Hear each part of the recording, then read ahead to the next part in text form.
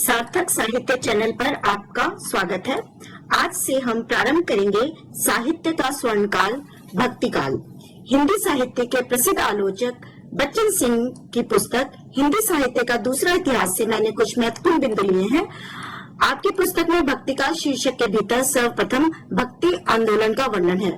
चलिए समझते हैं भक्ति आंदोलन के इस गहरे और बहुआयामी विश्लेषण को बच्चन सिंह के दृष्टिकोण से। भक्तिकाल का समय 1400 से 1650 रहा है। इस भक्ति आंदोलन के कुछ मुख्य बिंदु बच्चन सिंह द्वारा निम्न हैं। भक्ति आंदोलन इतना व्यापक, गहरा, लोकोन्मुखी और प्रभावशाली था कि इसे देखकर किसी का भी आश्चर्यचकित हो जाना अस्वाभाविक नहीं है। सारे देश में इसका प्रसार एक साथ नहीं हुआ।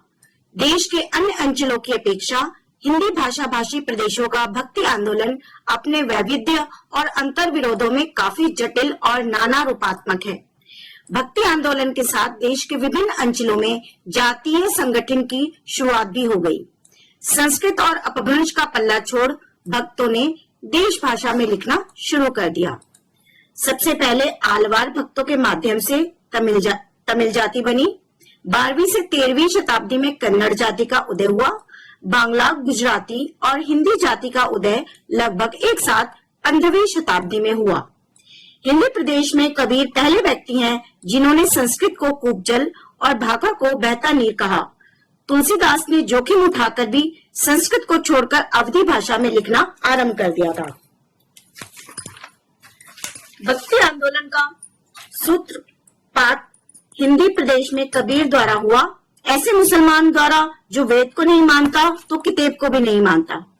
गियर्सन की औपनिवेशिक दृष्टि ने सारे भक्ति आंदोलन पर आश्चर्य प्रकट करते हुए उसे ईसाईयत की देन मान लिया। शुक्ल जी के अनुसार जब मुस्लिम साम्राज्य दूर दूर तक स्थापित हो गया तब परस्पर लड़ने वाले स्वतंत्र राज्य नहीं रह गए। इतने भारी उलटफेर के पीछे हिंदू जन समुदाय पर बहुत दिनों तक उदासी छाई रही। अपने पौरुष से हताश जाति के लिए भगवान की शक्ति और करुणा की ओर ध्यान ले जाने के लिए अतिरिक्त दूसरा मार्ग ही क्या था। हजारी प्रसाद द्विवेदी के अनुसार यह भी बताया गया है कि जब मुसलमान हिंदुओं पर अत्याचार करने लगे तो निराश होकर हिंदी लोग भगवान का भजन करने लगे। ये बात अत्यंत उपहासास्पद है। जब मुसलमान लोग उत्तर भारत में मंदिर तोड़ रहे थे उसी समय अपेक्षाकृत निरापद दक्षिण में भक्त लोगों ने भगवान की शरणागति की प्रार्थना की। मुसलमानों के अत्याचार के कारण यदि भक्ति की भावधारा को उमड़ना था तो पहले उसे सिंध में और फिर उत्तर भारत में प्रकट होना चाहिए था, पर वह हुई दक्षिण में। इस तरीके से हजारी प्रसाद द्विवेदी शुक्ल जी की बात का विरोध कर रहे हैं। आगे द्विवेदी जी ने कहा है, द्विवेदी जी भक्ति साहित्य को हदर पराजित जाति का साहित्य नहीं मानते। उनके अनुसार अगर इस्लाम नहीं आया होता तो भी इस साहित्य का 12 आना वैसा ही होता जैसा आज है। कृष्ण भक्ति आंदोलन हिंदी क्षेत्र के पहले ही गुजरात और बंगाल में फैल चुका था। बंगाल में जयदीव के गीत गोविंद में ही इस आंदोलन की नींव पड़ चुकी थी। राम भक्ति आंदोलन का केंद्र बनारस था और रामानंद इसके प्रवर्तक थे। ये सभी आंदोलन तत्कालीन परिस्थितियों की देन है। सामाजिक दृष्टि से देखने पर कबीर आदि संतों और सूफियों के भक्ति आंदोलनों को प्रतिवादात्मक और कृष्ण राम भक्ति आंदोलनों को प्रतिरोधात्मक आंदोलन कह सकते हैं।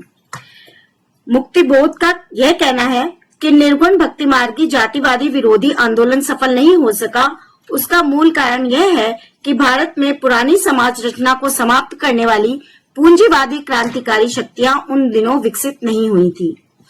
इन सभी भक्ति आंदोलनों ने जनता में आत्मविश्वास जगाया और उच्च वर्ग के सामने निम्न वर्ग, जिसमें स्त्रियां भी शामिल हैं, अपने प्रति सम्मान का भाव लेकर उठ खड़ा हुआ।